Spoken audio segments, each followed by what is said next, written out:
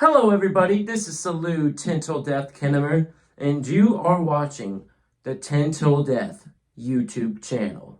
I really feel that the modern goth and the modern emo community is very tribalistic and it has lost its ways. When I was younger, all the skate kids, all the punk kids, all the goths, all the emos, they were all, grouped together. And even though we were technically all different, we technically fell under this same umbrella. But now you have this issue where now you have Temu Goth, now you have TikTok Goth. All three of them are gatekeepers. Temu Goths who they come at you if you don't dress goth, they don't say you're really goth. The TikTok Goths who they decide who's actually goth or not. Even if you listen to the music but you don't dress goth, they won't consider you goth. It's the same for the emos. Like I literally used to get bullied as a teenager for, being emo. Just for people online to say I'm not actually emo. I remember arguing with someone at one point where someone said I could not have ever really been emo because I don't listen to the music, and so I started naming bands. And we're not talking about the 2000 pop punk emo thing. I'm talking about the OG emo. Captain Jazz, Fugazi. They literally told me that I cannot be emo. I was never emo to begin with. I feel like this online, what's really goth, what's really emo,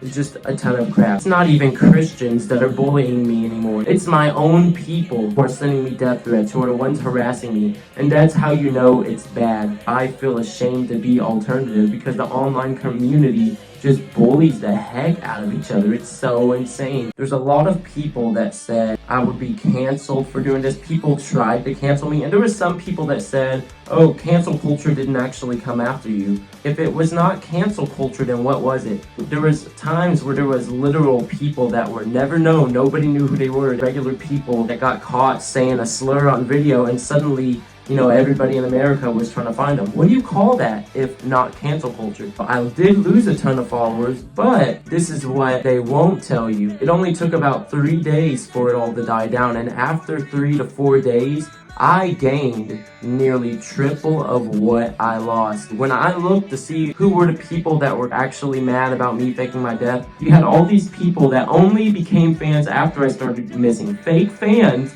who were the ones that were crying, but saying I'm a monster, projecting their feelings because they had a person in their life that actually died. Those same people never knew me. They were making up stories about how they knew me, but they never knew me. These were literally people that joined after I quote-unquote disappeared. Cancel culture didn't really affect me following, the whole marketing stunt. If you look at my analytics skyrocketed. I spent from 2018 to 2022 trying to garner a fan base, trying to garner a presence online. I literally had no fans for 4 years from 2018 to 2022. 2023 didn't really have any fans either. And then from 2024 to 2025, I changed everything. And so in less than a year, I managed to get over 1 million views. I managed to get all these followers on TikTok, all these likes on TikTok, all these likes on my Instagram videos, all these likes on YouTube. We managed to actually garner a fan base in a year. So what do you call that? What do you call that if, if I'm nothing? What do you just call that? Nothing still? Because clearly in under a year, I actually managed to build something. I changed prerogatives, I changed trajectories, and what's crazy is I'm still gaining new subs following this. And we actually had people that ended up buying our CD for our latest album, and our latest album isn't even on Spotify yet, and we actually have people that were interested and bought our CDs. I guess we'll talk about Prince for a bit, and I had my supervisor from work. He's like, you need to listen to Prince, you need to listen to Prince. So I started listening to Prince, and that was when my whole life changed. That was when everything changed. So I realized, I was like, yo, I'm like, who is this Prince guy? He's so freaking controversial. He's talking about things I had never heard a male pop star really talk about before. The sass, just everything about him. But as I was making this album, I was just listening to Prince, reading that biography about Prince. Everything started lining up perfectly because then I started to fall in love with 80s music. I wanted to make the album sound as 80s as possible, so there's a lot of 80s sounds in there. You can hear a lot of 80s sounds, like on Hostage. Hostage sounds like something out of the 80s. When I started reading about Prince and his biography and hearing all the crazy things he did, how he garnered controversy, thought himself as bigger than life, and he thought himself as like the next Mozart or something. That was when I knew I had to put myself into that mind frame, because for years I, remained humble when it came to music, the underdog type of guy, and I did that since 2018. So now we're in the year 2025. That's been about, what, 7 years of trying to be the humble, nice guy. And I realized being the humble, nice guy really didn't, get me anywhere. And so studying Prince and seeing how he was willing to take risks, it made me realize, I'm like, okay, I need to quit being safe. I need to quit playing it safe. I need to start taking the marketing a different direction. I need to, I know my audience isn't going to like me changing my sound or saying more controversial lyrics. But it's not even just about, getting eyes on you. It's about artistic freedom. And Prince, he was really artistically free. But at the end of the day, I gotta be happy as an artist. If I want to do something controversial or make a controversial song or music video, I'm going to do it because it's about the art. It's about what I want.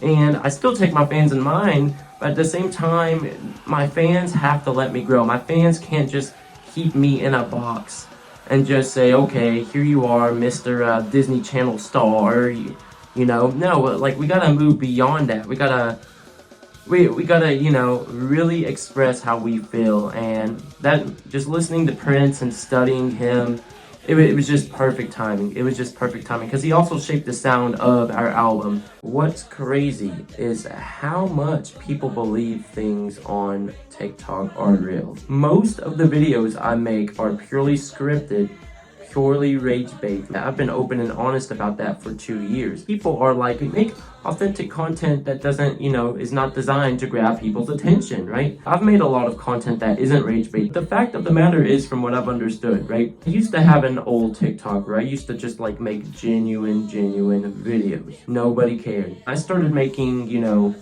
the videos that were designed to catch people's attention. People started caring, and it's not even just that. The internet's not actually looking for good content. They're looking for that dopamine rush, and that's the fact of the matter. Someone sees one of my videos online, doesn't understand it's all fake and staged and scripted. It gets them to click, it gets them to comment. It's all fake, but people take it, as being real. All the things I do online are just fake. Even after this interview, people are still gonna fall for it. And it's just gonna drive up the follows and drive up the subscribers. People, tend to follow me because I'm honest about it. I'm upfront about it. I've never been one to deny saying, yeah, this was made for engagement.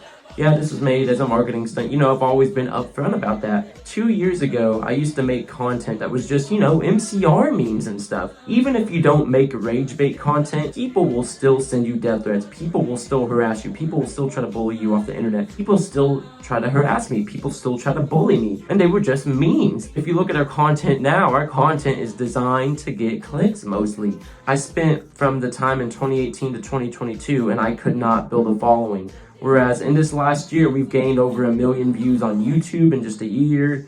We've gained over 1 million views on TikTok in under a year. That was easy. We've gained all these views and clicks and likes and engagement and content and people joining our live streams now in under a year that we could not do in 4 years between 2018 to 2022.